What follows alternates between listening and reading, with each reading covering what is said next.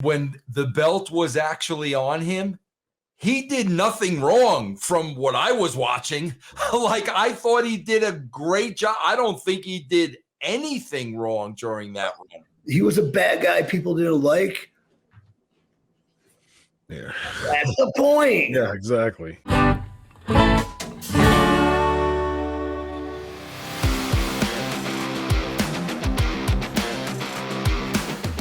Real quick, Jinder Mahal, man. EC3, what were your thoughts? Oh, it's another wasted talent. Your thoughts on Jinder Mahal winning the championship, and how was he working? You don't hinder Jinder. That's something we would say. Another guy a la Russo that we all brothers, good man, good hand, good worker. I think his title run came out of nowhere too, so it took time to like make him believable because they wanted to put it on him so quick. Yeah. Where he had to work his way, to legitimacy while having it. He's one of these workers, wrestlers. If you watch some of the matches he's had where, the fans are like, Jinder's boring, he doesn't do anything. You don't know how hard people are working sometimes, especially as a heel, to sustain and get heat and show aggression and be like in certain places at the right time. And that's the stuff that really taxes your cardio that people don't notice, as opposed to, I'm a bad guy, but cheer me. Like, he's just always was grinding and working hard and working like a classic true heel. So when he became champion and went through that run, it was very impressive to me. Yeah, I got to tell you, I was saying this all along, bro, EC3, when the belt was actually on him, he did nothing wrong from what I was watching. Like, I thought he did a great job. I don't think he did anything wrong during that run. He was a bad guy people didn't like. Yeah. That's the point. Yeah, exactly. Yeah, absolutely. Yeah, I think I wasn't sold on the Jinder run at first, but I think he was giving a spot so quickly, and he was able to adapt really, really quickly. So I do appreciate that and respect him a lot for that. Because from what I heard, it was like the India deal that they were trying to work with and things like that. So they just placed it on him. And before then, he didn't even have a strong win-loss record. And then to put the title on him for that, people felt like it was contrived, and so they didn't buy into it that much because of the India deal. But yeah, he was able to adapt quick. And so there's a term too, especially for upper echelon main event talents, like you work like you're over. Where you can take your time in between things and just interact, and it's not like as physically taxing.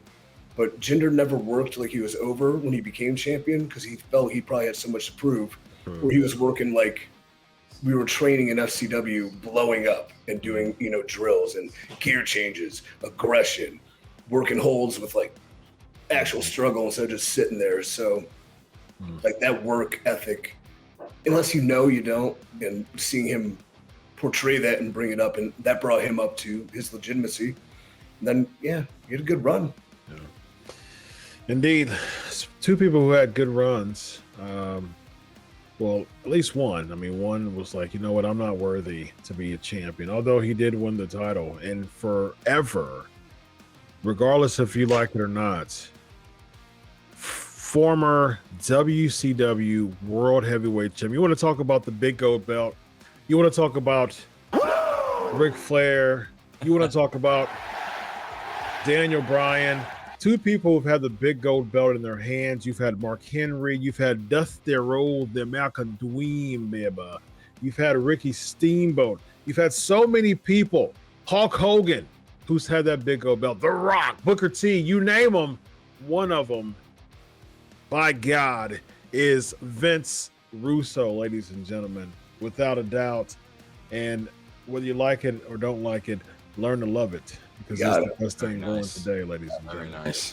Former TNA World Heavyweight Champion, who actually had TNA at the palm of his hand. He did. Absolutely. And this guy was absolute trouble. And if we had a time machine and I went back, guess who would also have had a big gold belt? Me. Yeah. Right in the middle. Yes. Or remember back in the day, the the Chicago Bulls announcements for the center, they would say the man in the middle. I was a big Chicago Bulls fan back in the day, and I used to love it. And they would have that song, and every time they would announce your Chicago Bulls, and they would get Michael Jordan in there and Bill Cartwright. He was the man in the middle. For everybody who's watching this video right now, go back and watch a Chicago Bulls like intro. Yeah, it was just in the mid 90s, and it was just so hyped, man. I hated the Bulls because they always beat the Cavs, but they were so cool, man. Yeah, they were super cool, man. Two people who are cool, Vince Russo, EC3. Ladies and gentlemen, I am Dr. Chris, your host of the Wrestling Outlaws. You might as well call me the sheriff because I run this joint. Bro, make a note of this, EC3. I never made this connection with you before, okay? The Cavs. Yeah. You're an Ohio guy. Yep. When you get back home, bro, I'm buddies with the guy who runs the building. Oh, the Q. Go to a game, yes, let me know, bro. Oh, an ex-WWE guy, good friend of mine, Matt Miller, been running the building for years. Let me know, bro. I love it. Well, there you go. I'll shoot the half-court shot for the $10,000. Yeah, there you go, perfect. Bro. Yeah. Vince Russo, EC3, Dr. Chris. Have a good night, buddy. Solo.